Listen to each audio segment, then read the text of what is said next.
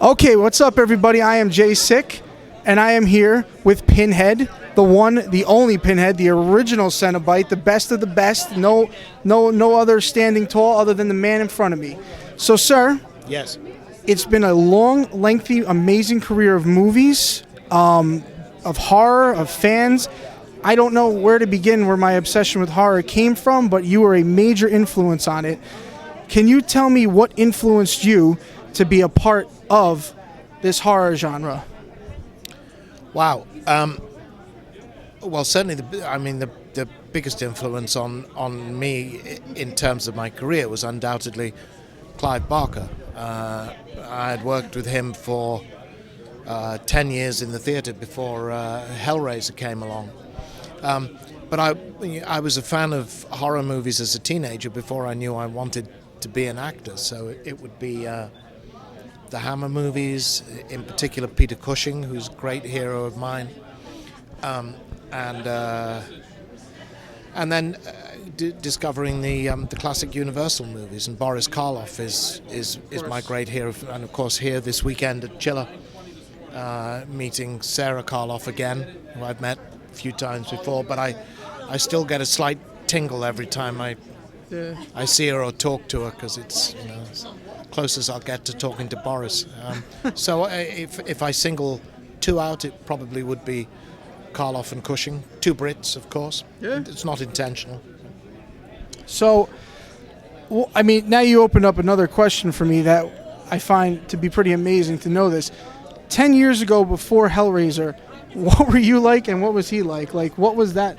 Like, what was going on in your life at that point when that led you up to that career? You know what I mean? Like, I never knew that about, like, what you said. You mean 10 years prior to Hellraiser? Hellraiser, you were with him and you said, what working with on? Clive? Yeah, well, what were you guys doing? Like, well, I had just sitting around. Hey, one day we're gonna redefine the horror generation. What do you want to do? Let's go play poker or something. Like, what was going on?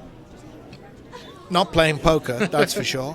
Well, it probably wouldn't have been surprising to have caught Clive saying something along those lines. I've known Clive for a long time. We were at the same high school together in Liverpool. We were in school plays together, and happy plays, like nice, like fun, like Thanksgiving plays, or were they like, you know what I mean? Like proper school. Is there plays. Film of that somewhere that I could find, like a view in a play? Because that would blow my mind. There are photographs That's awesome. from Clive and I on stage in our teenage years. But we were doing serious experimental fringe theatre in Liverpool, and then later in London. But horror was all. I mean, Clive didn't suddenly change direction. We were always playing in the same sandpit, if you like. That Hellraiser would be discovered later on.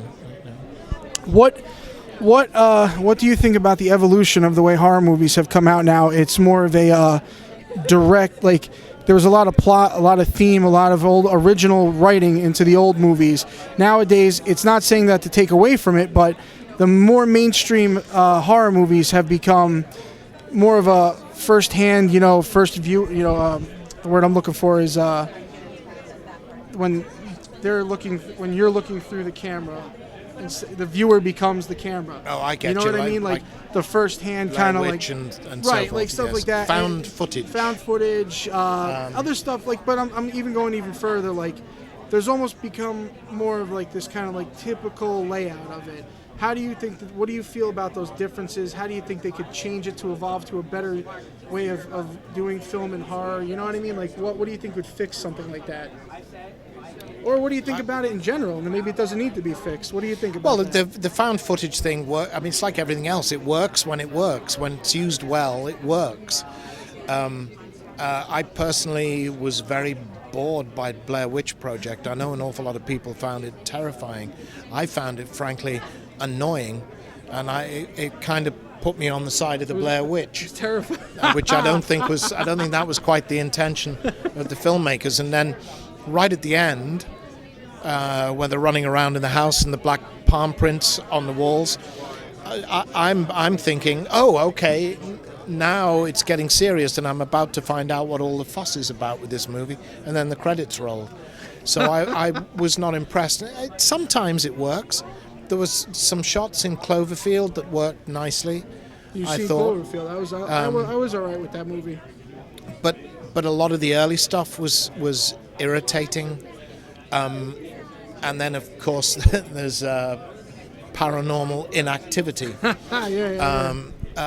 which I mean is a hilarious film to me. But it's a case in point because Paranormal Activity has an almost complete absence of story. Right. Now, for me, and I think this is to some extent an inevitable consequence of having worked so closely with Clive for so long.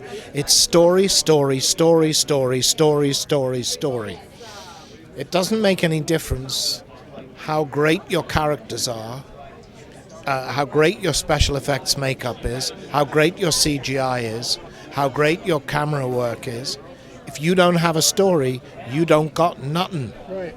I agree with that 100%. And I think if I would point the finger anywhere at the moment, I would point it there. I mean, a movie like The Conjuring, which I saw, again, it had great moments, but it was throwing everything in the kitchen sink in there, and it lost focus on its story. You've got to tell the story. I sometimes think these days that the only person left alive who really knows how to make a horror film is Guillermo del Toro. Because he understands story.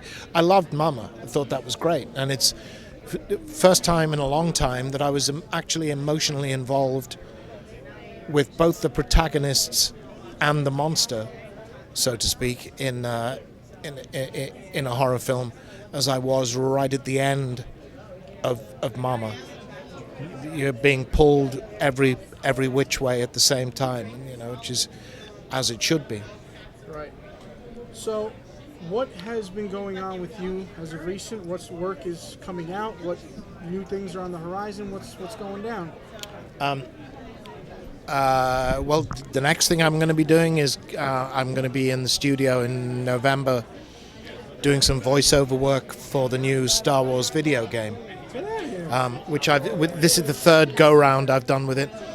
I'm voicing the Sith Emperor in it, so they've just come back and asked me to do some new material, so I'll be doing that in November. The Spine Chillers series of audiobooks that I've been working on over the last few years, which Audible.com has now called the biggest and best classic horror collection ever recorded. 13 volumes we've completed now, about 60 stories, and the poems of Edgar Allan Poe. And I've just been overseeing pulling the artwork together for the box set of that. So we're bringing all 13 volumes out in one box set. It's all audio. Some guest readings by Robert Englund and Jeffrey Combs, but otherwise all read by me.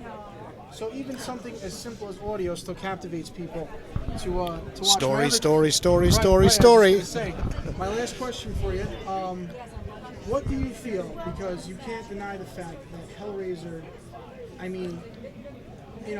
drew in a fan base that was just it's legendary. You know what I mean? You can't. What do you think made Hellraiser the legend in the horror films that it was? What do you think captivates a horror fan to be so into that?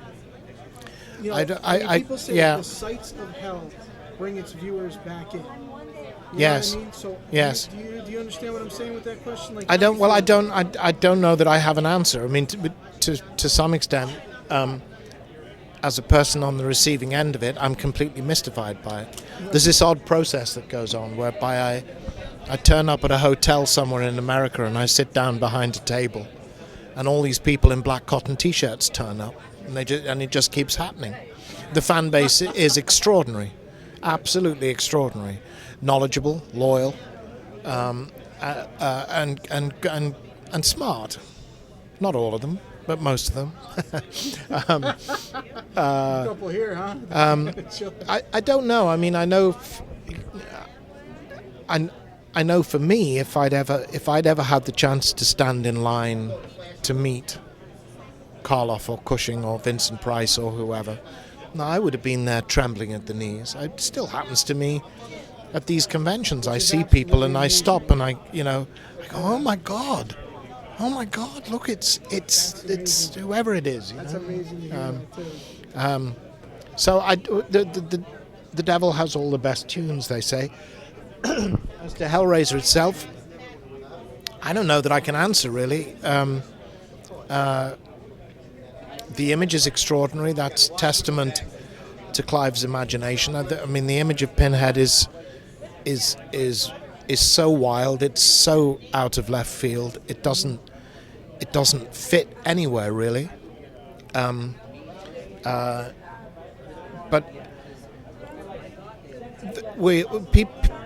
people ask me why horror, like it needs justifying, and I was gonna say, why not? Yeah. well, I throw back the question, why comedy?